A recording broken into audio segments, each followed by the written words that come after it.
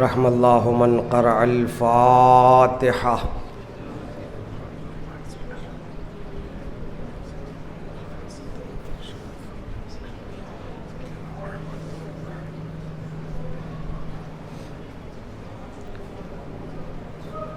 لا حول ولا قوة الا باللہ العلی العظیم. اعوذ باللہ من الشیطان الرجیم. بسم اللہ الرحمن الرحیم. الحمد للہ الذی دل علی ذاتہ بذاتہ وتنزہ عن مجانست مخلوقاتہ وجل عن ملائمت کیفیاتہ الذی ذکرہ شرف للذاکرین وشکرہ فوز للشاکرین وطاعتہ نجات للمطیعین الذی اظہر الوجود من العدم ورقم علی لوح الانسان من اسرار القدم وعلمہ الانسان ما لم يعلم ثم الصلاة والسلام والتحیۃ والاکرام علی السید النبی الامی العربی الہاشمی القرشی المکی المدنی الابتہی والتہامی السید البہی والسراج المضیء الکوکب الدری صاحب الوقار والسکینہ المدفون بعرض المدینہ العبد المعید ورسول المسدد المصطفى الامجد والمحمود الاحمد حبیب الہ العالمین وخاتم النبیین وشفیع المذنبین ورحمت للعالمین بالقاسم محمد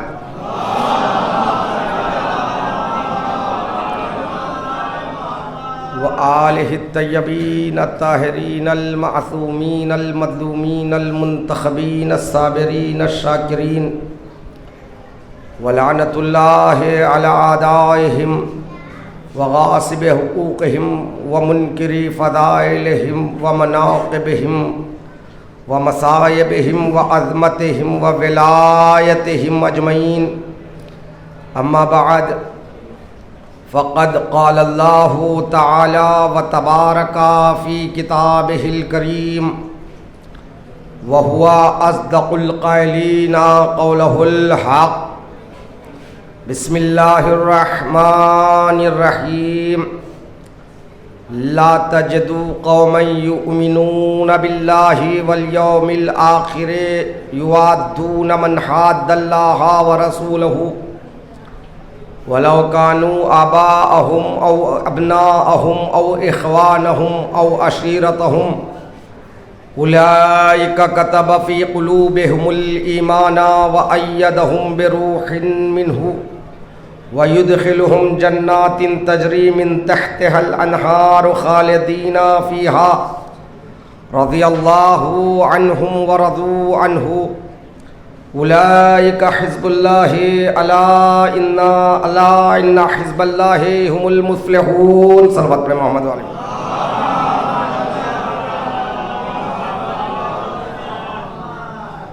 آپ سے گزارش ہے تھوڑا آگے آ جائیں تو بعد میں آنے والے کے لیے مشکل پیدا نہیں ہوگی. ایک صلوات پڑھیں محمد والے محمد.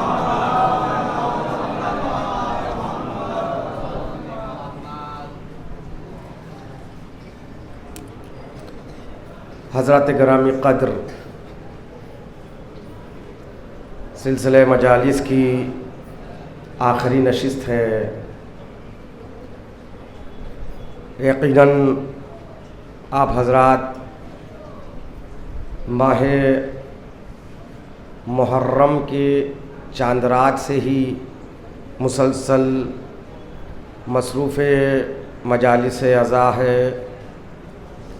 پروردگار عالم تمام عزاداروں کو اپنے حفظ و امان میں رکھیں. پروردگار صحت و تندرستی عطا فرمائیں اور ہمارے دلوں میں دن بدن معرفت ائمہ معصومین علیہ الصلاۃ والسلام اور نور ولایت میں اضافہ فرمائیں۔ بہت سے لوگوں نے مجھ سے دعاؤں کی خواہش کی ہے، کچھ بچے بیمار ہیں، کچھ بڑے بیمار ہیں۔ پروردگار ان عزاداروں کی اولاد کو صحت و تندرستی عطا فرمائے، اور بالخصوص یہ انجمن شبیہ پیغمبر، اس انجمن کے اراکین واقعاً محنت اور مشقت کے بعد یہاں تک پہنچے، اور خوبصورت انتظام، میں ان کے لیے دعا گو ہوں۔ پروردگار اس انجمن کے جتنے اراکین ہیں سب کو صحت و سلامتی کے ساتھ طول عمر عطا فرمائے، ان کے رزق میں برکت و وسعت عطا فرمائے۔ اور آپ سے گزارش ہے کہ وہ حضرات جو کبھی اس فرش عزا کی زینت ہوا کرتے تھے، آج وہ ہمارے درمیان نہیں ہیں، ان تمام مرحومین کے لیے اور مرحومات کے لیے آپ سے گزارش ہے، ایک مرتبہ سورہ حمد، 3 مرتبہ سورہ اخلاص کی تلاوت فرما کر اس کا ثواب ان کو حصہ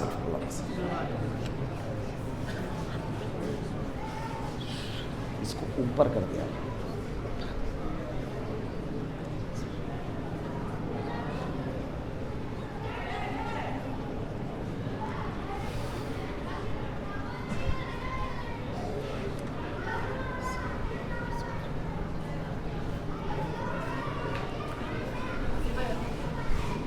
برائے سلامتی امام زمانہ عجل اللہ تعالی فرجہ شریف صلوات۔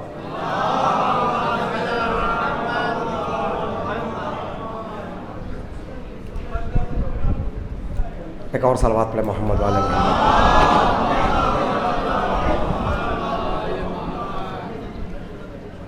عزیزان محترم، مسلسل سورہ مجادلہ کی آخری آیت کو عنوان قرار دیتے ہوئے اسی متبرک آیہ کریمہ کی ذیل میں گفتگو کا سفر آج آخری مرحلے میں پہنچ چکا ہے۔ آپ کی حسن سماعت کا تہ دل سے شکر گزار ہوں کہ آپ حضرات نے جس طرح سے پذیرائی کرنے کا حق ہے، پذیرائی کے حق کو ادا کیا۔ پروردگار عالم آپ کی اس حسن سماعت کو سلامت رکھیں اور اسی طرح اعلیٰ سماعت کا معیار بڑھتے رہے، گھٹنے نہ پائے۔ خالق کائنات رسول سے خطاب کر کے اعلان کر رہا ہے، اے رسول، وہ قوم جو خدا اور قیامت پر ایمان رکھتی ہے اس قوم کو نہیں پاؤ گے مودت کرتے ہوئے، دوستی کرتے ہوئے ان سے جو خدا اور اس کے رسول کے دشمن ہیں، چاہے وہ دشمنان خدا ان مومنین کے باپ دادا ہوں یا اولاد ہو یا بھائی ہو یا قبیلے والے ہوں۔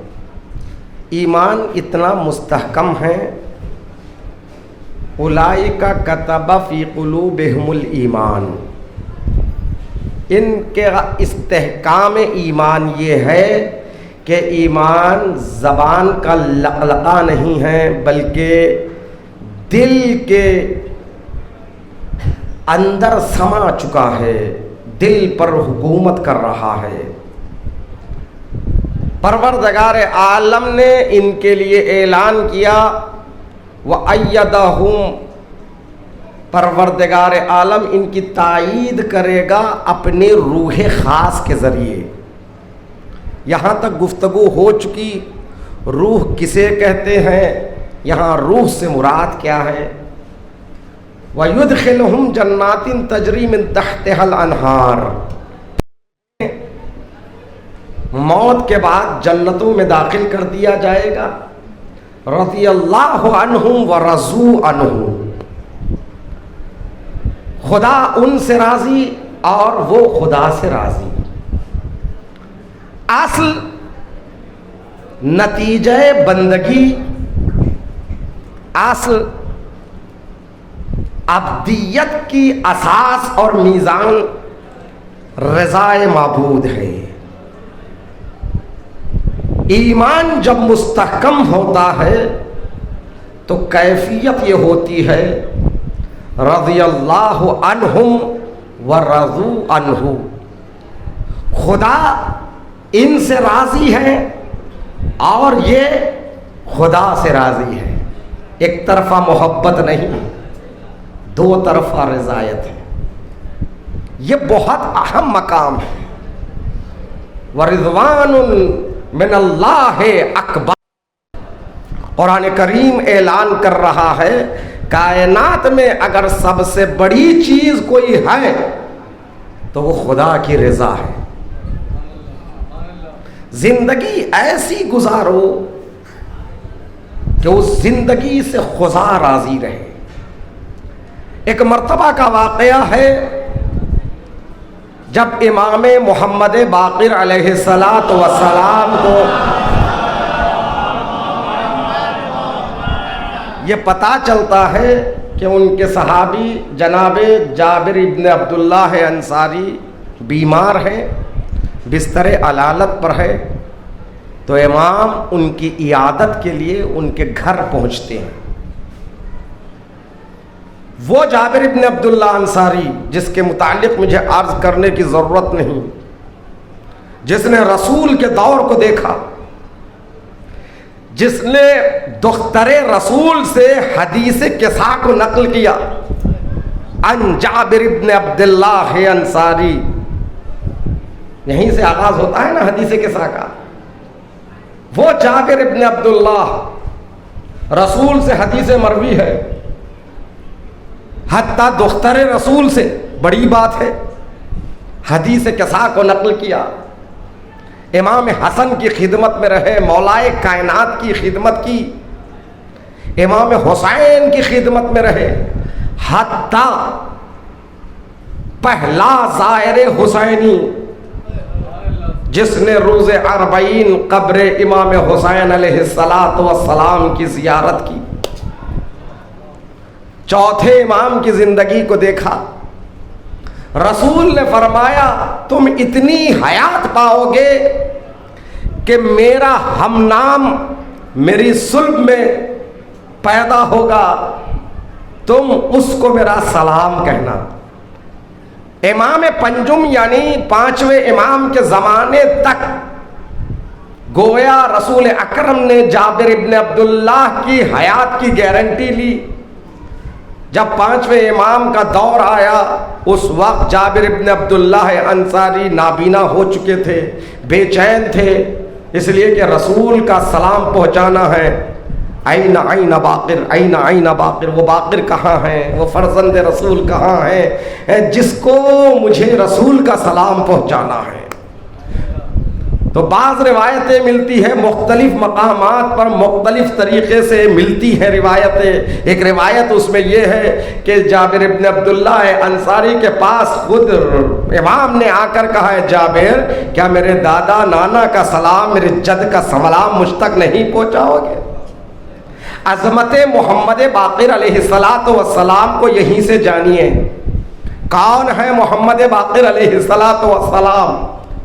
وہ رسول جسے سلام کرنے کے لیے روزانہ ہزاروں فرشتے آسمان سے زمین پر آتے ہیں. جب معراج پر یہ رسول گیا وہاں پر تمام انبیاء موجود تھے، فرشتوں نے سلام کیا، ملائکہ نے سلام کیا، حوروں نے سلام کیا، غلمان نے سلام کیا، کوثر نے چھلک کے سلام کیا، سلسبیل نے سلام کیا، باغات نے سلام کیا، آدم نے سلام کیا، نوح نے سلام کیا، ابراہیم نے سلام کیا، اسماعیل نے سلام کیا، موسیٰ نے سلام کیا، عیسیٰ نے سلام کیا۔ کہنے دیجئے کل انبیاء نے مل کر جس کو سلام کیا اسے محمد کہتے ہیں، اور محمد نے جسے سلام بھجوایا اسے محمد باقر کہتے ہیں۔ صلوات پر محمد والے محمد۔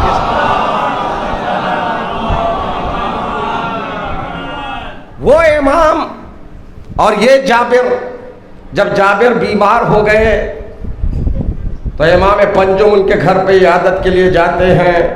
عیادت کی حالت کیسی ہے سب دریافت کیا، اس کے بعد کہا جابر بتاؤ، یہ ہے اصل چیز جس کو بیان کرنا ہے۔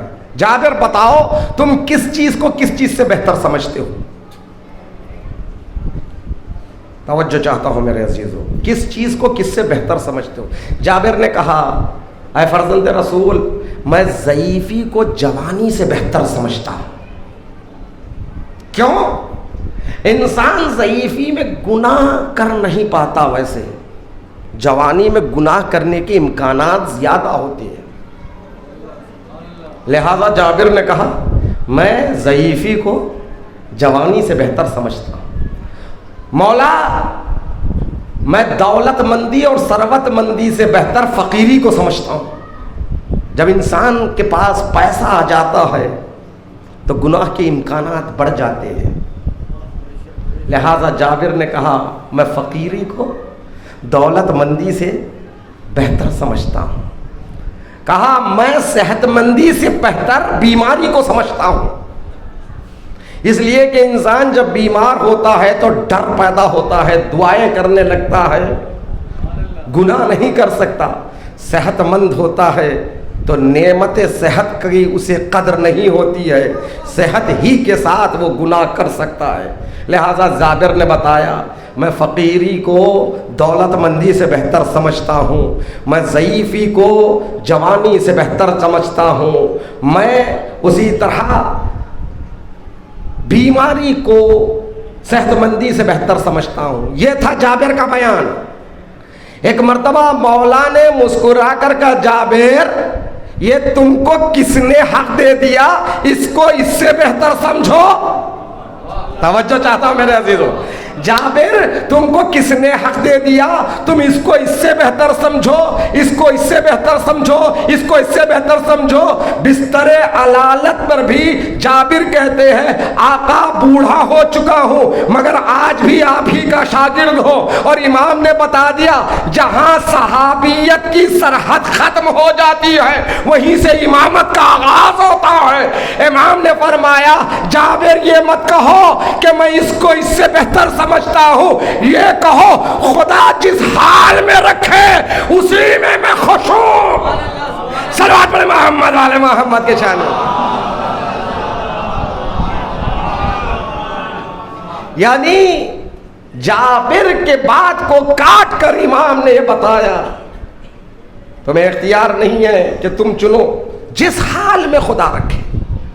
اگر اللہ نے دولت دی تو اس میں خوشحال رہو، دولت کے ساتھ جو فرائض ہے اسے ادا کرو۔ اللہ نے صحت دی، طاقت دی تو شکر ادا کرو، جو فرائض ہے اسے ادا کرو۔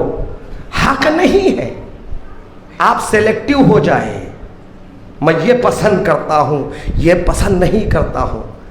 اسلام کوئی مینو نہیں ہے کہ میں یہ عمل پسند کرتا ہوں یہ عمل نہیں پسند کرتا ہوں۔ پانی نہیں ہے، تیمم کر کے وضو کر نماز پڑھ لیجئے، گھر جا کے پڑھ لوں گا خضا۔ کیوں؟ کہا مجھے جب تک وضو نہیں کروں گا مجھے لگتا نہیں دل کو۔ توجہ چاہتا ہوں میرے عزیزو، کیوں نہیں وضو کرے تب ٹھیک لگتا ہے؟ بھائی تم کو کس نے حق دیا ہے؟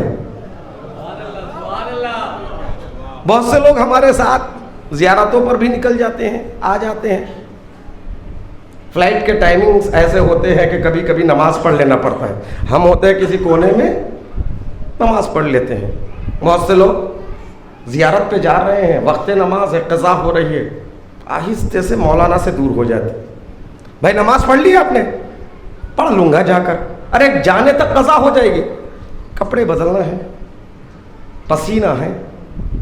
توجہ چاہتا ہوں میرے عزیزوں, یعنی آپ کو اختیار نہیں ہے. الاسلام هو التسلیم. اسلام تسلیم ہو جانے کا نام ہے. تسلیم ہونا یعنی سلنڈر ہو جانا, سیڈمٹ ہو جانا. تمہیں اختیار نہیں ہے اسلام میں آنے کے بعد کہ میں یہ کروں گا یہ نہیں کروں گا. توجہ چاہتا ہوں میرے عزیزوں, یعنی جیسا اسلام نے بتایا ویسے عمل کو انجام دینا ہے. ہمیں اختیار نہیں ہے کسی کو کسی پر فوقیت دے, کسی کو کسی پر فوقیت دے.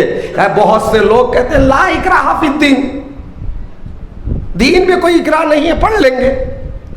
یہ فارمولہ غلط ہے. بہت سے لوگ اس فارمولے کو یوز کرتے ہیں, آیت کو صحیح پڑھتے ہیں مگر مراد غلط لیتے ہیں. لا اکراہ فی الدین کہتے ہیں دین میں کوئی اکراہ نہیں. عزیزان محترم, دین میں کہاں اکراہ نہیں ہے؟ دین میں اکراہ وہاں نہیں ہے جب ابھی آپ دین میں آئے نہیں. توجہ چاہتا ہوں میرے عزیزوں, ابھی آپ دین میں آئے نہیں تو آپ دین میں آنا نہ آنا آپ کا اختیار ہے. اسلام کو قبول کرنا یا نہ کرنا آپ کا اختیار کی بات ہے. اسلام تلوار کے زور پر نہیں پھیلا ہے. اسلام نے اپنا کردار پیش کیا ہے. بالکل مثال اس کی ہے, خود پروردگار عالم اعلان کر رہا ہے انا ہدیناہ السبیلا اما شاکرا و اما کفورا. ہم نے تمہارے سامنے راستے کو انسان کے سامنے پیش کر دیا. اب یہ تمہاری ذمہ داری ہے, چاہے تو تم صحیح راستے کا انتخاب کرو اور شاکر بندہ بن جاؤ, اگر کفران کرو, انکار کرو, کافر بن جاؤ. پروردگار عالم نے راستہ بتا دیا ہے, اختیار دیا ہے انسان کو. کیوں اختیار دیا؟ توجہ چاہتا ہوں میرے عزیزوں, اختیار دینے کی وجہ کیا ہے؟ اس لیے کہ اور جتنے مخلوقات ہیں پروردگار عالم نے ان کو عقل کی دولت نہیں دی. جب عقل کی دولت نہیں دی تو انہیں اختیار نہیں دیا. ان کی جو عبادت ہے وہ جبری نظام کے تحت ہے, وہ تکوینی نظام کے تحت ہے, اس لیے کہ عقل کی دولت نہیں ہے. ہمیں اللہ نے دولت عقل عطا کیا ہے. دولت عقل دینے کے بعد اختیار دیا ہے, کیونکہ تمہارے پاس اچھے اور برے کی تمیز موجود ہے. تم اپنے عقل کے ذریعے فیصلہ کر سکتے ہو کیا کرنا چاہیے کیا نہیں کرنا چاہیے. تمہیں مجبور نہیں کروں گا, حکم دوں گا, اختیار تمہارے ہاتھ میں ہے. لہذا پروردگار عالم نے کرامت انسانی کی لاج رکھی. لقد کرمنا بنی آدم, انسان کو مکرم بنایا, اس کو اختیار دیا. توجہ چاہتا ہوں میرے عزیزوں, بالکل اسی طرح ہے اگر ایک بچہ مجلس میں آ جاتا ہے اور اس بچے کی آنے کی وجہ سے مجلس میں خلفشار اور ڈسٹرب ہوتا ہے تو آپ فوراً ہاتھ پکڑ کے بٹھا دیتے ہیں, بیٹھ جاؤ. توجہ چاہتا ہوں, بچہ چھوٹا ہے, شعور نہیں رکھتا ہے, اس کا ہاتھ پکڑ کر بٹھا دیتے ہیں. لیکن کوئی بزرگ آئے ہاتھ پکڑ کر بٹھا دیں گے, آپ چاہتے ہیں کہ وہ بیٹھ جائے. توجہ چاہتا ہوں میرے عزیزوں, آپ چاہتے ہیں کہ مجلس خراب نہ ہو, لوگ ان کی طرف متوجہ نہ ہو, وہ بیٹھ جائے. کہتے ہیں آپ یہاں بیٹھ جائیے. بچے کو جس طرح آپ نے ہاتھ پکڑ کر بٹھا دیا اس طرح بزرگ کو نہیں بٹھاتے, کہتے بیٹھ جائیے یہاں جگہ ہے. توجہ چاہتا ہوں, کیوں؟ بڑا ہے, عقل مند ہے, بس اس کو بتا دینا ہے تمہیں یہ کرنا ہے. اب کرنا نہ کرنا اس کے اختیار میں ہے. بس یہی تمام مخلوقات میں انسان میں فرق یہی ہے.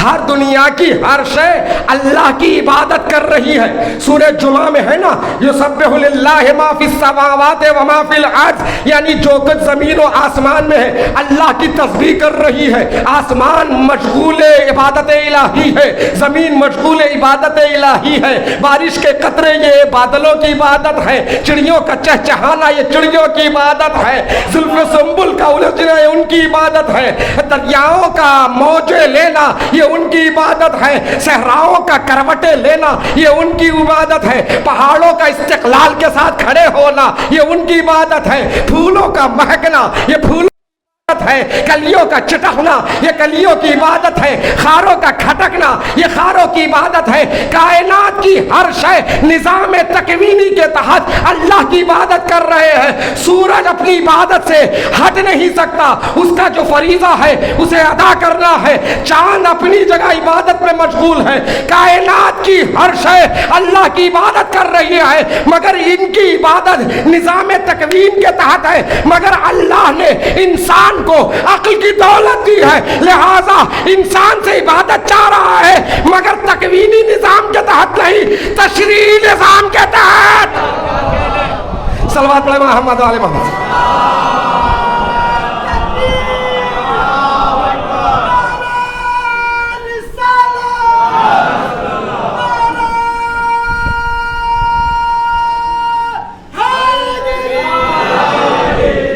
تکوین الگ ہے، تشریع الگ ہے، ہمارا نظام عبادت کا تشریع ہے، شریعت ہے، ان کا نظام تکوین ہے، وہ اپنی عبادت سے ایک لمحے کے لیے غافل نہیں ہو سکتے۔ میں نے دوسری مجلس میں عرض کیا تھا، عبادت کا مطلب صرف نماز روزہ نہیں، عبادت کا مطلب جس کا جو فریضہ ہے وہ فریضہ ادا کرنا۔ ہر شے اپنے اپنے فرائض انجام دے رہی ہے، یہ ان کی عبادت ہے، مگر پروردگار عالم نے اسی لیے نہیں کہا میں آسمان کو خلق کیا تاکہ وہ میری عبادت کرے، زمین کو اس لیے خلق کیا کہ وہ میری عبادت کرے، چاند سورج کو اس لیے خلق کیا کہ وہ میری عبادت کرے، نہیں، کیا کہا؟ وَمَا خَلَقْتُ الْجِنَّ وَالْإِنسَ إِلَّا لِيَعْبُدُونِ، میں نے جن و انس کو خلق کیا تاکہ وہ میری عبادت کرے، کائنات اس کی عبادت کر رہی ہے، مگر پروردگار عالم اعلان کر رہا ہے وہ تکوینی نظام کے تحت جس حالت میں خلق کیا اس حالت میں ہے، ان کی عبادت معیار نہیں ہے، عبادت وہی معیار ہے جو اختیار کے ساتھ ہو، اختیار سے کرے تب عبادت معیار ہے۔ مثال دوں، میرے جیب میں 600 روپے تھے، ایک 500 کا نوٹ اور ایک 100 روپے کا نوٹ، ایک فقیر آیا، غریب، ہمارے مذہب کا مستحق، اس نے 100 روپے مانگا، بچہ بیمار ہے، دوائی کے لیے پیسے چاہیے، میں چاہتا تو 100 روپے اس کو دے سکتا، لیکن دل نہیں بڑھا، کہا نہیں ہے میرے پاس، 100 روپے مانگا میں نے نہیں دیا، لیکن آگے بڑھا اور پسینہ پوچھنے کے لیے دستی رومال نکالا، 600 نیچے گر گئے۔ توجہ چاہتا ہوں میرے عزیزوں، 100 روپے مانگا تھا اس کو، میں نے نہیں دیا، اب جو دستی نکالنا چاہا 600 روپے گر گئے اور وہ فقیر کو مل گئے۔ میں نے کیا کیا؟ 600 روپے گر گئے، چلو بچوں کے نام صدقہ، جو چاہتا ہوں میرے بچوں کے نام صدقہ، بلا گئی۔ عزیزان محترم، 600 روپے بھی گئے، کوئی ثواب نہیں ملا۔ اگر تمہیں 100 روپے دیے ہوتے تو وہ ثواب ملتا، کیونکہ وہ 100 روپے تم اپنے اختیار سے دیتے۔ 600 روپے گر گئے، اب نیت کرنے سے کوئی فائدہ نہیں، اختیار عمل کا نام ہے عبادت۔ صلوات پڑھے محمد والے محمد کی شان میں۔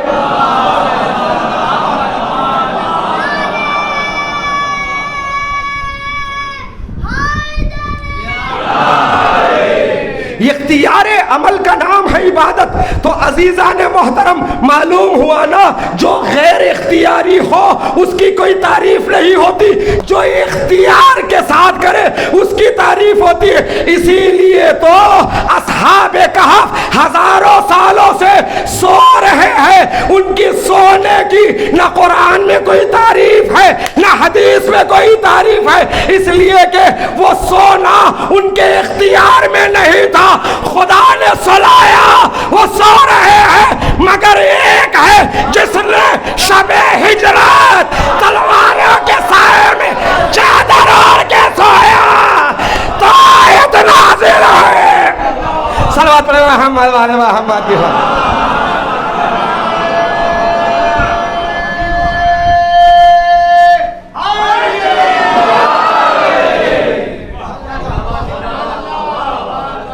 اختیار سے علی نے تلواروں کے سائے میں چادر رسول کو تان کر جو سو گئے, آیت نازل ہوئی. سوئے نہیں, اللہ کی عبادت کی.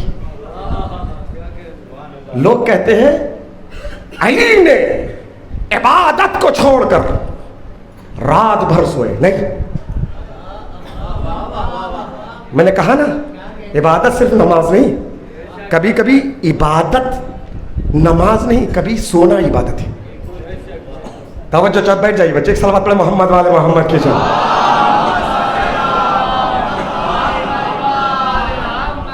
ایک اور صلوات پڑھیں محمد والے محمد کی.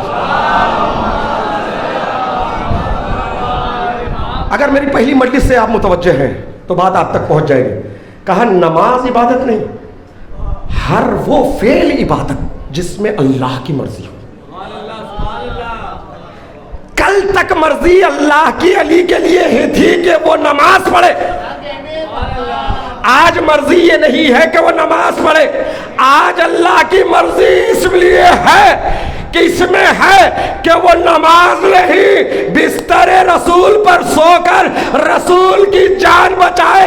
سونے میں اللہ کی مرضی تھی, اسی لیے تو نفس بیچ کر مرضی کا سودا کیا. صلوات پڑھیں محمد والے محمد.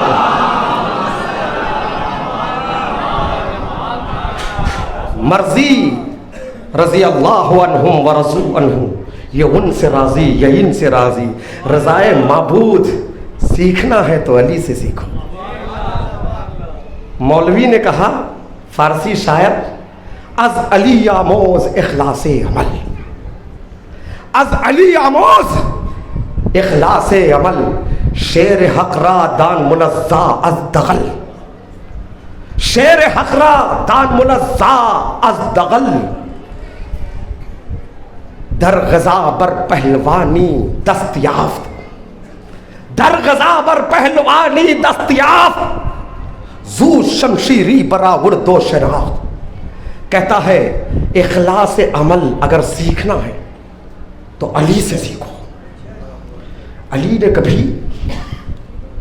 بغیر اخلاق کے کوئی کام ہی نہیں کیا زندگی میں, کوئی کام ہی نہیں کیا. جو کام کیا اخلاص خدا, صرف خدا کے لیے. ایک مرتبہ رسول اسلام کے پاس کوئی عرابی آتا ہے, 2 اونٹ. تو اونٹ کہا ہے رسول اللہ یہ آپ کے لیے ہدیہ ہے, اور سب صحابیوں کے نظریں اس پر تھی. رسول سمجھ گئے یہ چاہ رہے کہ ایک اونٹ انہیں دے دے.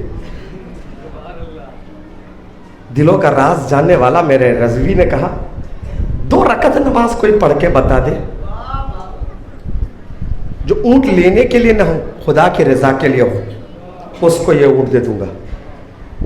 اب بتائیے کوئی انعام لگے, ان انعام کے مقابل میں نماز ہو اور تصور میں یہ اونٹ نہ ہو, ہو سکتی ہے ایسی نماز؟ ایک ہی تو بندہ ہے جو پڑھ سکتا ہے. جانتے ہیں پورے صحابہ یہ چیلنج کرنے والا کوئی اور نہیں, دلوں کے راز جاننے والا ہے. علی نے نماز پڑھی. السلام علیکم ورحمۃ اللہ وبرکاتہ. رسول نے کہا اے علی واقعاً تم نے رضائے خدا کے لیے نماز پڑھی، ایک لمحے کے لیے بھی تمہارے خیال میں یہ اونٹ نہیں تھا، مگر ایک بات ہے، جیسے ہی سلام ختم ہوئی آپ کے تصور میں اونٹ آ گئے۔ توجہ چاہتا ہوں میرے عزیزوں، جب تک نماز میں تھے اونٹ آپ کے تصور میں نہیں، آپ نے مخلصانہ نماز پڑھی، لیکن السلام علیکم ورحمۃ اللہ وبرکاتہ فوراً تصور میں اونٹ آ گئے۔ جبرائیل امین نازل ہوتے ہیں، توجہ چاہتا ہوں یہ واقعہ بڑا معتبر ہے، مختلف کتابوں میں اس کا ذکر ہے۔ جبرائیل امین نازل ہوتے ہیں، کہتے ہیں یا رسول اللہ سلام کے بعد بھی علی کے ذہن میں جو اونٹ کا تصور آیا وہ اس لیے آیا، علی دیکھ رہے تھے ان میں کون سا بڑا ہے تاکہ اسے کر کے غریبوں میں زیادہ سے زیادہ تقسیم کرو۔ صلوات پڑھیں محمد والے محمد والے محمد۔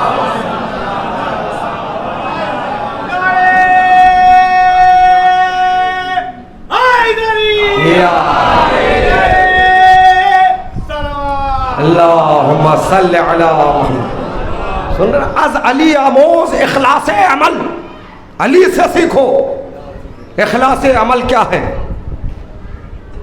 در غزا بر پہلوانی دستیاف، غزوہ میں جنگ خندق میں مشہور و معروف پہلوان عمرو ابن عبدوب پر آپ نے قبضہ پایا، سینے پہ سوار ہو گئے۔ در غزا بر پہلوانی دستیاف، زود شمشیری برآورد و شتاف، آپ نے چاہا اس کا سر قلم کر دی، مگر اس ملعون نے لعاب دہن سے گستاخی کی، علی سینے سے کھڑے ہو گئے۔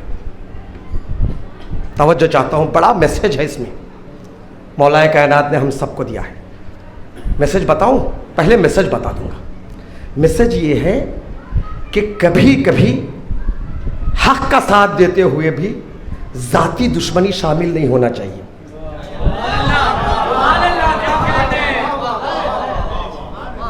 اس مسجد کا پریسیڈنٹ برا آدمی ہے، مثال دے رہا ہوں، اس مسجد کا سیکریٹری برا آدمی ہے، یہ لائق نہیں ہے اس مسجد کی وہ صدارت قبول کرے، اس لیے کہ اسلام سے اس کا تعلق نہیں، میں مخالفت اسی بیسک پہ کر رہا ہوں، بات صحیح ہے، آدمی اچھا نہیں لیکن میری دشمنی پرانی ہے، میں اس کا دکاندار ہوں، اس نے مجھ سے کہہ دیا دکان خالی کر دو، وہاں پر وہ صحیح ہے، اس کی دکان ہے وہ خالی کروا سکتا ہے، میں چڑھ کے بیٹھ گیا دکان خالی نہیں کراؤں گا، وہاں کا غصہ یہاں نکال رہا۔ توجہ چاہتا ہوں میرے عزیزوں، یعنی آپ اس کی مخالفت جو کر رہے ہیں نا وہ حق بجانب ہے، مگر نیت پہ حق جانب نہیں ہے۔ توجہ چاہتا ہوں، مگر یہاں پر دیکھو، در غزا بر پہلوانی دستیاف، علی نے غزوہ میں جنگ خندق میں عمرو ابن عبدوب پر قبضہ پایا، اس کے سینے پر سوار ہو گئے، لعاب دہن سے گستاخی کی، اس کے گردن پر جو چھری تھی جو شمشیر تھا فوراً اٹھایا، ٹہلنے لگے۔ عمرو ابن عبدوب یہ گستاخی کیوں کیا جانتے ہیں؟ اس نے گستاخی اس لیے کیا کیونکہ وہ فارس یلیل تھا، مشہور پہلوان تھا، کسی نے جنگ میں اس کو ہرایا نہیں، مگر وہ ذلت ذلیل اس قدر ہو رہا تھا، یہ جوان اس نے مجھے پچھاڑ دیا، وہ چاہتا کہ میں اس کو غصے میں لاؤں، جلدی سے جلدی مجھے قتل کر دے تاکہ ذلت سے میں نجات پاؤں، مگر علی نے الٹا کیا،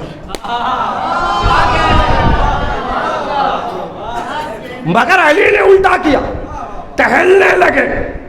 جب غصہ ختم ہوا، توجہ چاہتا ہوں، پوچھا کیوں؟ جواب حکم نیستم شیر ہوا، میں حق کا شیر ہوں، خواہشات نفسانی کا نہیں، شیر حق ہوں، شیر حقم نیستم شیر ہوا، دین فعل من دین من باشد گواہ، میرا فعل میرے دین پر گواہ ہے۔ علی نے بتایا اس لیے میں اس کے سینے سے اٹھا، کہیں ایسا نہ ہو شمشیر کی روانی میں میرے جذبات کی طغیانی شامل نہ ہو جائے۔ صلوات پڑھے محمد والے محمد کی شان۔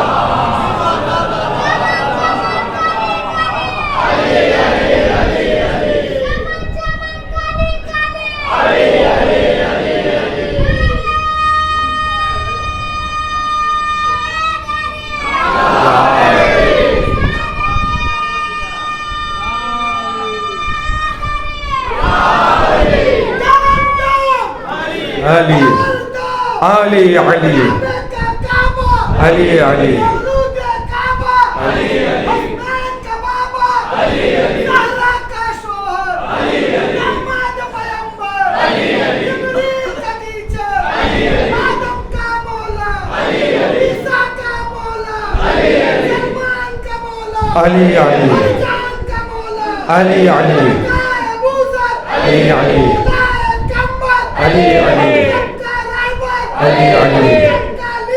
علی علی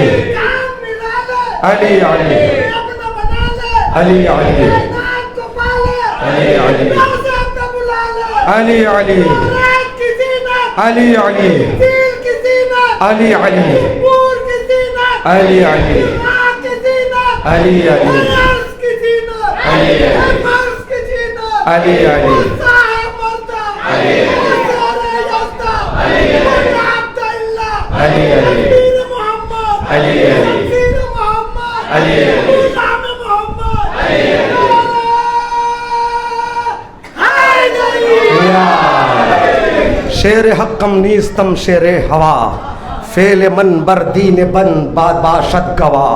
عزیزان محترم ایک جملہ عرض کر دوں، رضائے خدا کبھی کبھی شمشیر کو گردن سے اٹھا لینے میں رضائے رب ہے، تو کبھی شمشیروں کے سائے میں سو جانے میں رضائے رب ہے۔ شمشیروں کے سائے میں سو جانے میں رضائے ہے۔ عمل کی اہمیت رضائے رب کی بنیاد پر ہے۔ جتنا خدا عمل سے راضی رہے گے نا، اس عمل کی اتنی جزا ہوگی۔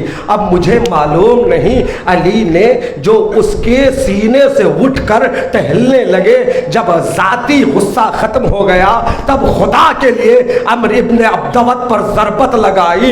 اللہ اکبر، ضربت علی کتنی مخلصانہ تھی یہ ہمیں اندازہ نہ ہوتا اگر رسول یہ نہ فرماتے ضربت علی یوم الخندق افضل من عبادت الثقلین۔ علی کی ایک ضربت، اب پتا چلا، آپ تک آپ لوگوں نے اس حدیث کو کئی مرتبہ سنا ہے نا، مگر اس طرح سے نہیں سنا ہوگا۔ علی کی اس ضربت کی اہمیت یہ ہے کہ علی کی اس ضربت میں رضائے رب اس قدر ہے، اللہ اکبر، اس قدر رضائے رب ہے کہ رسول نے فرمایا علی کی ایک ضربت ثقلین کی عبادت پر بھاری ہے۔ ثقلین پر نہیں، ثقلین کی عبادت پر۔ ثقلین کیا ہے؟ زمین و آسمان، زمین و آسمان میں بسنے والی چیزیں، جہاں فرشتے بھی ہیں، جہاں غلمان بھی ہے، جہاں آدم بھی ہے، جہاں نوح بھی ہے، جہاں ابراہیم بھی ہے، جہاں اسماعیل بھی ہے، جہاں کل انبیاء بھی ہے۔ تو کہنے دیجئے کائنات کا ذرہ ذرہ عبادت کر رہا ہے نا، آسمان بھی محو عبادت ہے، زمین بھی محو عبادت ہے، کنکریاں بھی محو عبادت ہے، سورج بھی محو عبادت ہے۔ یہی نہیں، فرشتوں کو اللہ نے جسے جس حالت میں خلق کیا وہ اس حال میں حالت عبادت میں ہے۔ تو عزیزان محترم، قیامت تک کے تمام ثقلین کی عبادت ایک طرف، علی کی عبادت نہیں، علی کی ایک ضربت حیدر۔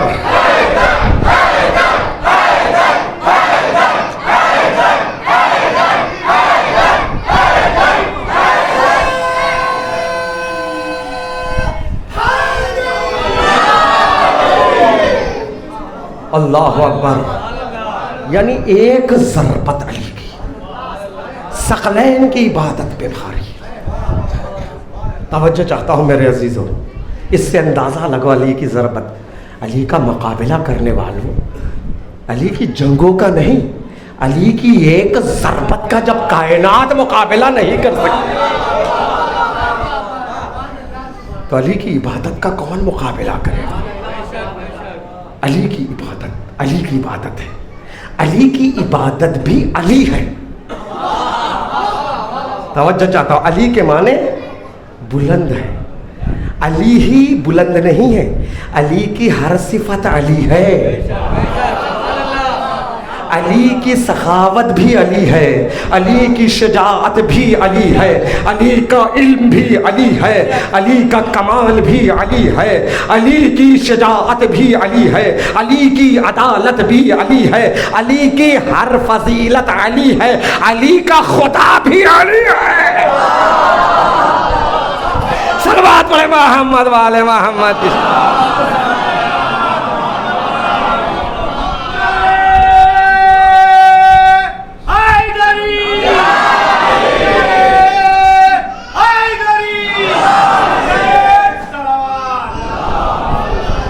آواز سے بلند صلوات پڑھے محمد والے محمد کی. ایک شعر اور پڑھوں جسے علامہ محدث شیخ عباس قمی نے منتہی الاعمال میں باب فضائل علی پہ ابتدائی میں لکھا. مجھے پتہ نہیں ہے شعر ان کا ہے یا کسی اور کا, مگر انہوں نے اپنی کتاب, معتبر کتاب ہے منتہی الاعمال.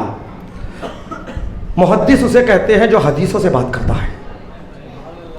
جہاں حدیث سہارا نہ دے اس کو بات نہیں کرتا. محدث شیخ عباس قمی نے اگر کسی کوڈ کو, کسی شعر کو کوڈ کیا تو اس کا مطلب حدیث اس کے پیچھے. شعر سنو گے, کتاب فضل ترا آب بحر کافی نیست. اگر ترجمہ کروں تو پھر آپ اپنی جگہ نہیں بیٹھیں گے. یہ کوئی خطابت نہیں کر رہا ہوں, ہے حقیقت ہے. شعر سن لیجئے, شعر کا ترجمہ. یہ نہ سمجھے کہ میں آہستہ سے پڑھ رہا ہوں تو بات بھی بڑے ہلکے میں نہ لے لیں.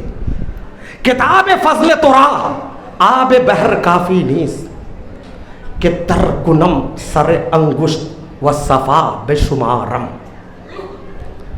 اللہ اکبر. شاعر کہتا ہے, نہیں محدث کہتا ہے. کیا کہتا ہے؟ اے علی, آپ کے تمام فضائل کو ایک کتاب میں لے آئے.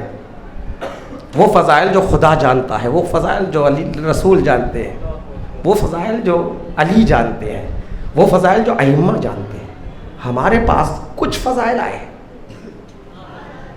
وہ تمام فضائل کو ایک کتاب میں اگر ممکن ہو تو لائیں.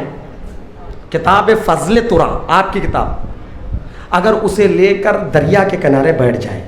دریا نزدیک ہے نا, اور آپ کیا کرتے ہیں, جب اوراق کو جلدی جلدی الٹنا مقصود ہوتا ہے نا, تو آب دہن سے انگشت کو تر کرتے ہیں. آج کل نیا اسٹائل یہ ہے کہ آفس میں اسپنج میں پانی ہوتا ہے, اس میں دباتے ہیں, نوٹ گننے لگتے ہیں. شاعر کہتا ہے, اے علی, آپ کے تمام فضائل کو ایک کتاب میں سمیٹ لے, دریا کے کنارے بیٹھ جائے, دریا میں انگلی ڈبائے, اوراق الٹے, پھر ڈبائے, پھر الٹے, پھر ڈبائے, پھر الٹے. شاعر کہتا ہے, نہیں محدث کہتا ہے, دریا کا پانی خشک ہو جائے گا, فضائل کا باب باقی رہے گا. صلوات پڑھے محمد والے محمد کی شان. یا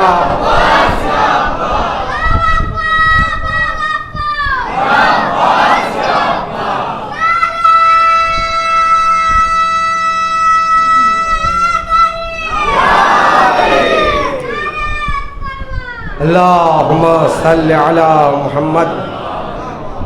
عزیزان محترم, یہ کوئی شاعری عام شاعری نہیں ہے.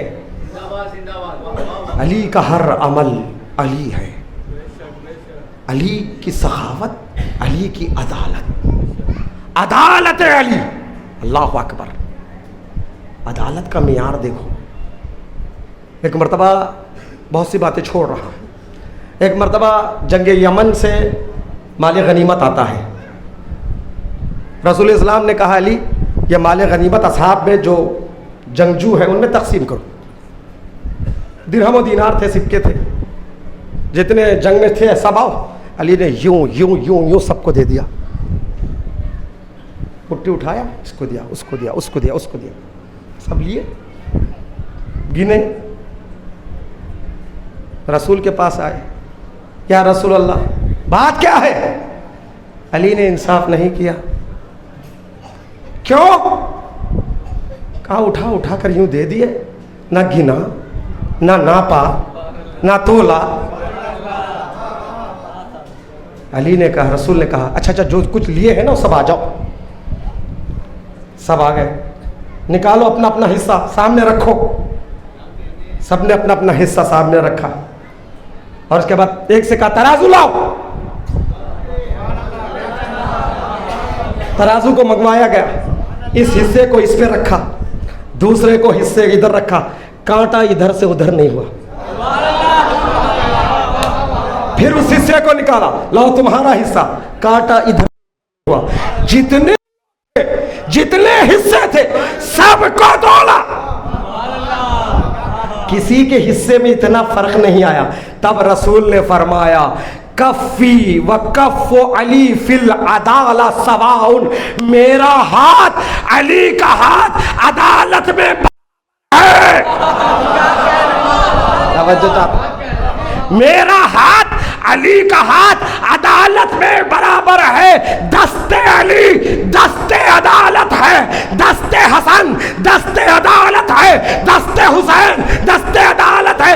اس لیے کہ یہاں کلنا محمد ہے. یاد رکھو اب یہیں سے ایک جواب حسین نے یزید کے ہاتھوں پہ بیعت کی نہیں کی. عدالت دست ظلم پر بیعت نہیں کی.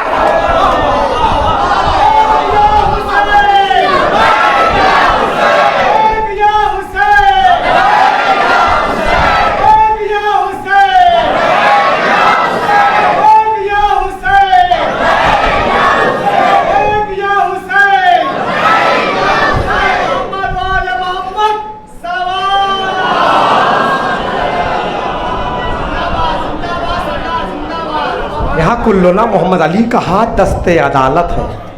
دست عدالت دست ظلم پر کبھی بیعت نہیں کر سکتا.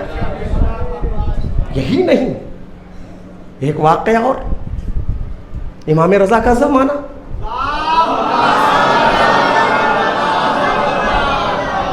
حبیب خراسانی نے خواب میں دیکھا, بہت مختصر کر رہا ہوں, کیا دیکھا تھا؟ حج پہ گیا, مسجد ابو ذر, رسول بیٹھے ہوئے ہیں خواب کے عالم میں. مسجد میں جاتا ہے, رسول کو سلام کیا. کچھ اصحاب بیٹھے ہوئے تھے, تشت ہے, تشت میں کھجور ہے. سلام کر کے ہاتھ بڑھایا. حبیب خراسانی کو ایک مشت کھجور رسول نے عطا کی. خواب ہے, گنا 18 تھی.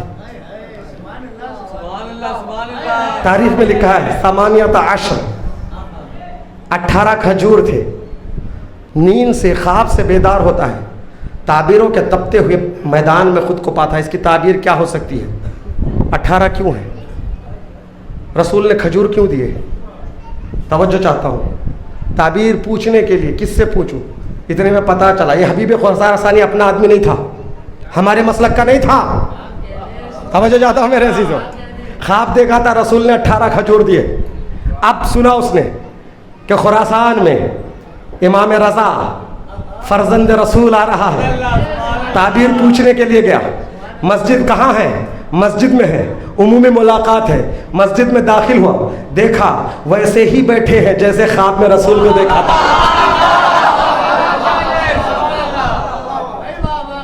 اسی طرح وہی چہرہ, وہی گفتگو کا انداز, سلام کیا تو جواب دینے کا انداز بھی وہی. اسی طرح تشت ہے, تشت میں کھجور ہے, سلام کیا, ہاتھ بڑھایا.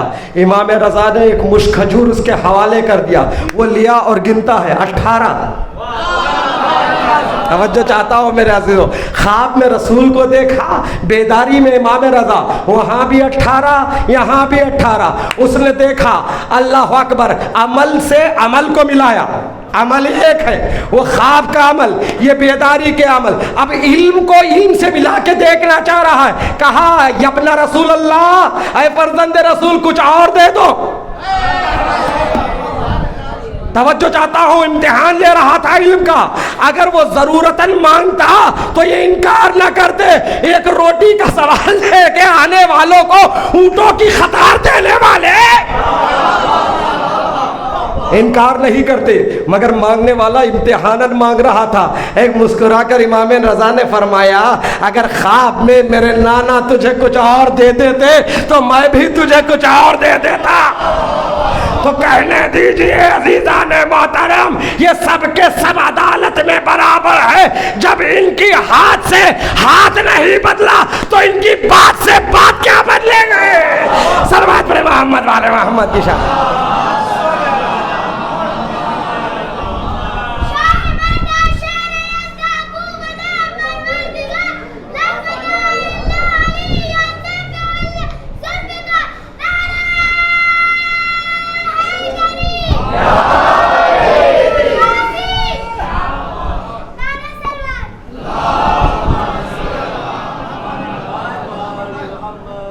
ہاں عزیزان محترم، یہ دست عدالت ہے، دست عدالت دست ظلم پر کبھی بیعت نہیں کر سکتا۔ اسی لیے امام حسین نے فرمایا مثلی لا یبایو مثلا، مجھ جیسا یزید جیسے کی بیعت نہیں کر سکتا۔ کب کہا؟ 2-3 مرتبہ کہا، ایک مرتبہ نہیں، ایک بازار مدینہ میں اور ایک ولید کے دربار میں۔ جب لوٹ کر امام حسین ولید کو مطمئن کر کے دربار سے جا رہے تھے، اس وقت مروان نے کہا تھا اے ولید اگر حسین اب چلے جائیں گے تو ہاتھ نہ آئیں گے۔ اس کے پیچھے بھی ایک فلسفہ ہے، ایسے کیوں کہا؟ اس لیے کہ یزید نے 4 لوگوں سے بیعت طلب کیا تھا مدینے میں، ایک عبداللہ ابن عمر خلیفہ دوم کا بیٹا، ایک عبد الرحمن ابن ابی بکر خلیفہ اول کا بیٹا، ایک عبداللہ ابن زبیر نامی گرامی صحابی رسول ان کا بیٹا، چوتھے امام حسین۔ 4 لوگوں سے، کیونکہ یہ چاروں سیاسی شخصیت ہیں، 2 تو خلیفہ وقت کے بیٹے، ایک زبیر کا بیٹا، تیسرا رسول کا نواسا۔ لیڈرز کے بیٹی بھی تو لیڈر ہوتے ہیں نا۔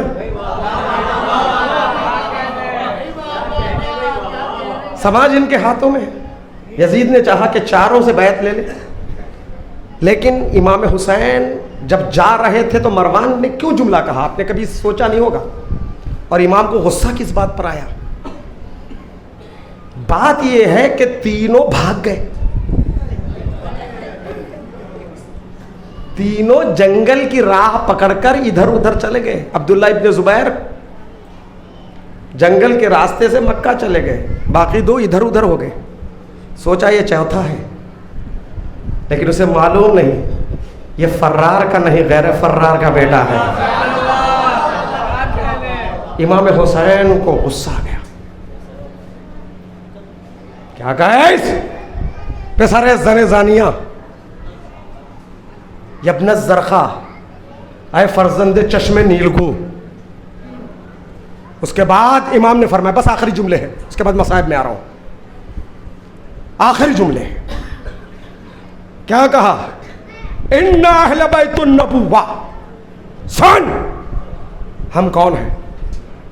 پہلے یہ بتا اے مروان، اتقتلنی ام ہوا، تو قتل کرے گا یا یہ؟ جان لے ہم کون ہیں۔ ان اہل بیت النبوہ ومعدن الرسالہ ومختلف الملائکہ ومحل الرحمہ بنا اللہ وبنا ختم۔ سن ہم کون ہیں؟ ہم نبوت کے اہل بیت ہیں۔ اللہ اکبر، وقت نہیں ہے ورنہ اس جملے کی تشریح کرنا۔ نبی کے اہل بیت اور ہے، نبوت کے اہل بیت ہونا اور۔ ہم نبوت کے اہل بیت ہیں، ہم وہ ہیں جہاں سے رسالتیں نکلتی ہیں. وہ محل الرحمہ، رحمتوں کا محل ہم ہیں. وہ مختلف الملائکہ، ملائکہ کی آمد و رفت ہمارے پاس ہے. اور فرمایا بنا فتح اللہ، ہم سے آغاز کائنات ہے. وہ بنا ختمہ، انجام کائنات بھی ہم پر. علی نے اپنا کیا رسول، اہل بیت نے، امام حسین نے اپنا کیریکٹر بتایا، اپنا کردار بتایا، ہم کون ہے بتایا. اس کے بعد یہ فرمایا یہ یزید رجل فاسق شارب القمر وقاتل نفس المحترمہ. یہ یزید ہے نا، یہ رجل فاسق ہے، فاجر ہے، گنہگار ہے، زانی ہے، کتوں سے کھیلنے والا ہے، بندروں سے کھیلنے والا ہے، شراب پینے والا ہے، نفس محترمہ کا قاتل ہے. یعنی امام حسین نے پہلے خود کے کیریکٹر کو بتایا، پھر یزید کے کیریکٹر کو بتایا. دونوں کیریکٹروں کو سامنے رکھ کے، دونوں کرداروں کو سامنے رکھ کے تب حسین نے کہا مثلی، اللہ اکبر، مثلی لا یبایع مثلا، مجھ جیسا اس جیسے کی بیعت نہیں کر سکتا. حسین نے بتا دیا یہ جھگڑا حسین اور یزید کا نہیں ہے، یہ تلواروں کی نہیں، یہ کرداروں کی جنگ ہے.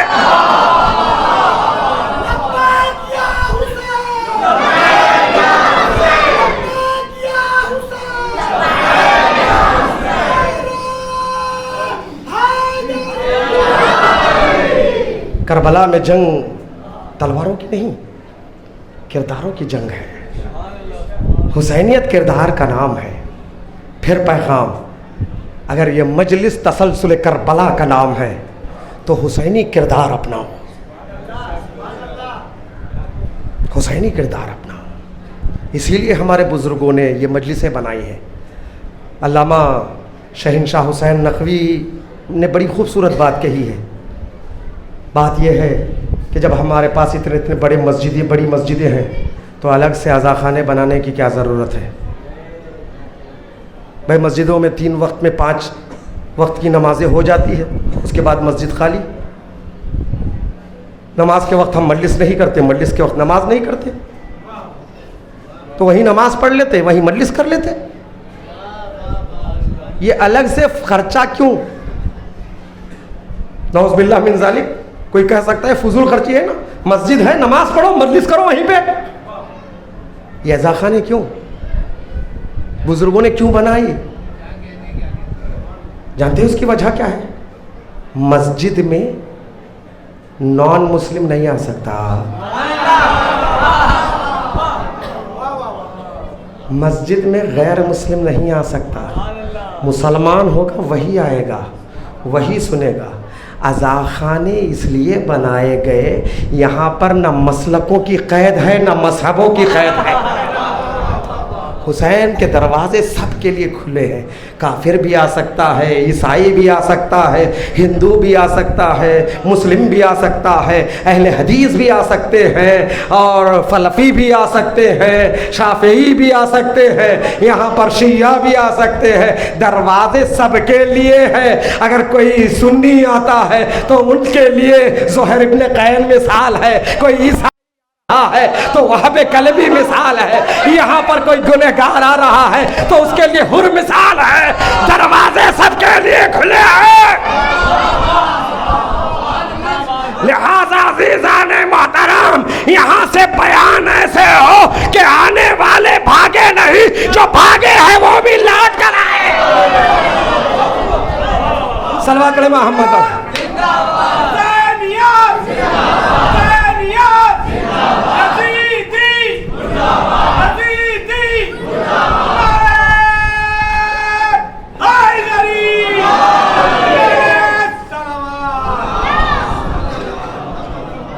عزیزان محترم، بس میں نے اپنی گفتگو کو تمام کر دیا. اللہ اکبر. اگر اخلاص عمل دیکھنا ہے تو کربلا مکمل تصویر ہے. ہر انسان بہت اخلاص سے اگر کچھ خرچ کرتا ہے نا تو اپنا پیسہ خرچ کرتا ہے، اس سے آگے تو نہیں نا. بھائی بہت مخلص اگر ہے تو ایک وقت نہیں کھاتا ہے، غریب کو دیتا ہے۔ اللہ اکبر! اخلاص کربلا کو میں کہاں سے سمجھوں؟ مخلصانہ عمل پیسے اور غذا نہیں، جسموں کو، جانوں کو دے کر جنہوں نے دین کو بچا لیا، وہ بھی لخت جگر علی اکبر کو دے کر۔ معذرت چاہتا ہوں، کچھ دقیقے اضافہ ہو گئے، تھوڑی دیر مصاحب سن لیجئے۔ شبیہ پیغمبر کے نام سے انجمن ہے، شبیہ پیغمبر کی تابوت، شبیہ تابوت برآمد ہوگی۔ عزادارو، ہمت نہیں ہے؟ آپ نے علی اکبر کے مصاحب شہادت مسلسل سنی ہے، میں شہادت نہیں پڑھوں گا، میں بس 2-3 جملے اور مجلس کو تمام کر دوں گا۔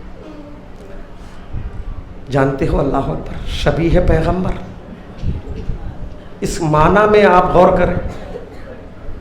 امام حسین نے فرمایا، پروردگار تو گوار ہے نا، تیری بارگاہ میں اس کو بھیج رہا ہوں جو گفتگو، رفتار، گفتار ہر اعتبار سے تیرے رسول سے سب سے زیادہ مشابہ ہے۔ جب علی اکبر پیدا ہوئے، صاحب ریاض القدس کے دو روایتیں پڑھ کر مجلس ختم کر دوں گا، صرف 2 روایت۔ البتہ مجھے یقین ہے کہ آپ روتے ہوئے اٹھیں گے۔ 2 روایتیں صاحب ریاض القدس کے۔ پہلی روایت، صاحب ریاض القدس لکھتے ہیں، علی اکبر جب پیدا ہوئے تو اس قدر ہم شکل پیغمبر تھے، اہل حرم میں ہر کوئی علی اکبر کو اپنے گود میں رکھنا چاہتا تھا۔ حسین ہمیشہ آ کر دیکھتے تھے۔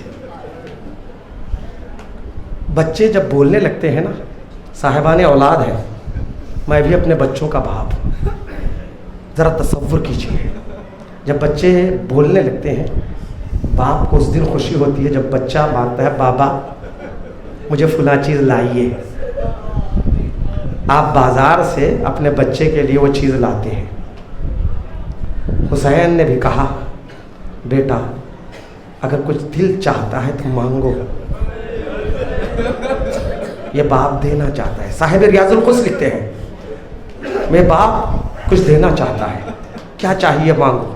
علی اکبر نے اپنے بابا سے کہا، بابا جب اس گھر میں بغیر مانگے سب کچھ مل رہا ہے، تجھے مانگنے کی ضرورت کیا ہے؟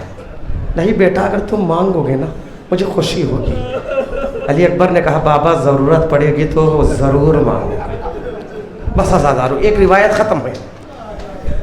علی اکبر جوان ہو گئے، 18 سال کے ہو گئے، کربلا میں آئے، اب تک علی اکبر نے کچھ نہیں مانگا۔ سمجھ گئے نا عزادارو؟ علی اکبر نے اب تک کچھ نہیں مانگا، بس آخری رخصت طلب کی، خیمے سے نکل رہے ہیں۔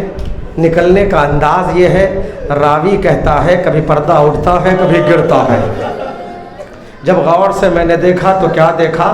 ایسے معلوم ہوتا ہے جیسے بھرے گھر سے جوان کا جنازہ نکل رہا ہے۔ روئیے عزادار، اللہ اکبر پرسا دیجئے، حسین کو پرسا دیجئے، علی اکبر کو۔ شبیہ پیغمبر کا ماتم ہے۔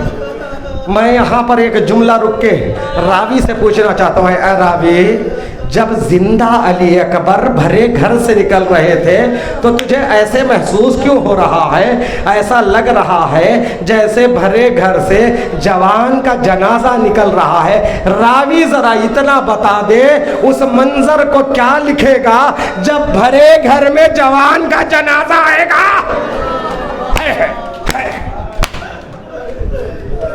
اللہ اکبر، عجیب منزل ہے۔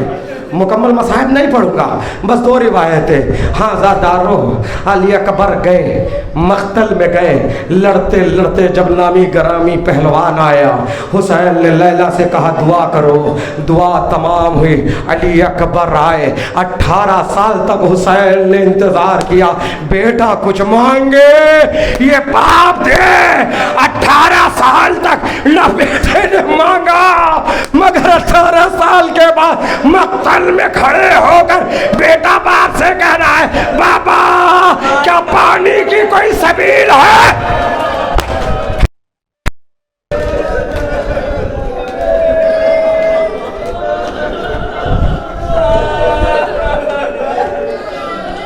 ہائے رے باپ کی مجبوری، 18 سال بعد بیٹے نے مانگا تو بھی کیا مانگا؟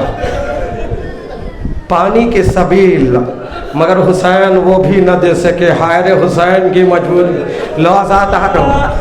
علی اکبر مقتل کو روانہ ہوئے، جب روانہ ہوئے ایک مرتبہ آہٹ محسوس ہوئی، پلٹ کر دیکھا حسین پیچھے پیچھے آ رہے ہیں، گھوڑے سے اترے، باپ سے پوچھا بابا آپ نے ہی تو رخصت کیا تھا، بیٹا صاحب اولاد ہوتے تو پتہ چلتا بیٹے کرنے کے بعد باپ کا کیا عالم ہوتا ہے۔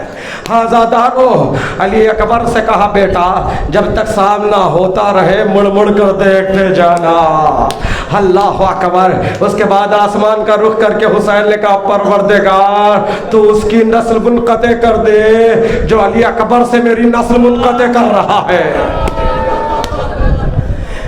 اللہ اکبر۔ علامہ سید العلماء لکھتے ہیں جب علی اکبر گھوڑے سے زمین پر آئے، جب گھوڑے سے زمین پر آئے تو کہا علیک منی السلام، بابا آپ پر میرا سلام۔ آپ نے غور نہیں کیا سلام کرنے کے 2 طریقے ہوتے ہیں، ایک ہے سلام علیکم، اس کا جواب واجب ہے، ایک ہے السلام علیکہ، اس کا جواب واجب ہے، مگر جب الٹا سلام کرے علیکہ منی السلام تو سلام تو پہنچ جاتا ہے مگر شریعت کے مطابق اس کا جواب دینا واجب نہیں ہے۔ علی اکبر نے سلام علیک نہیں کیا، السلام علیکہ نہیں کہا، بلکہ کیا کہا علیکہ منی السلام، بابا آپ پر میرا سلام۔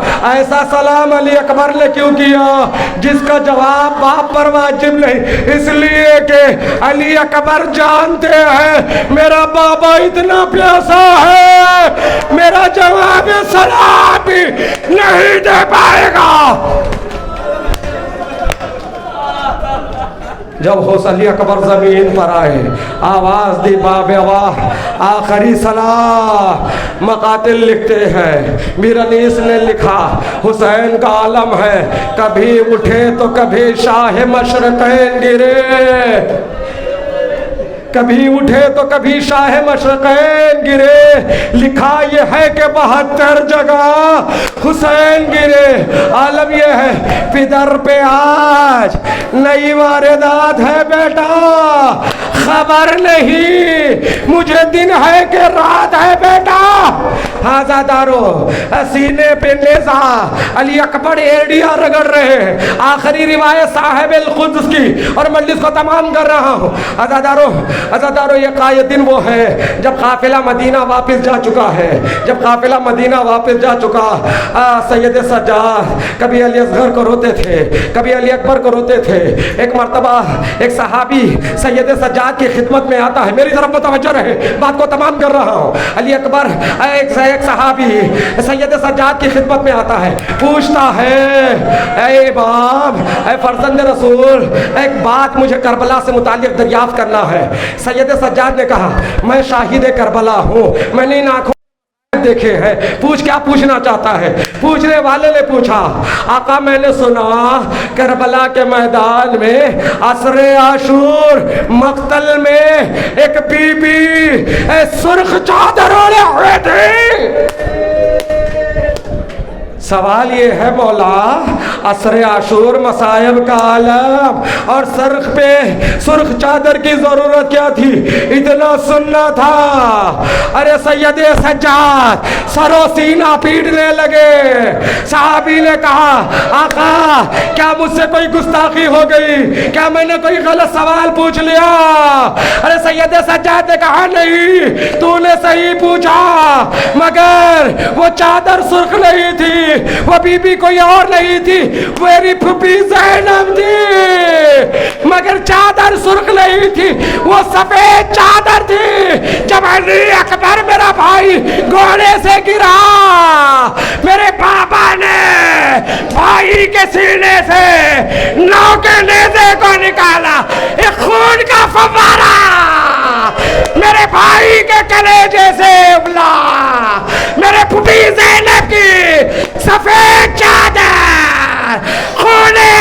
اکبر میں سفر کو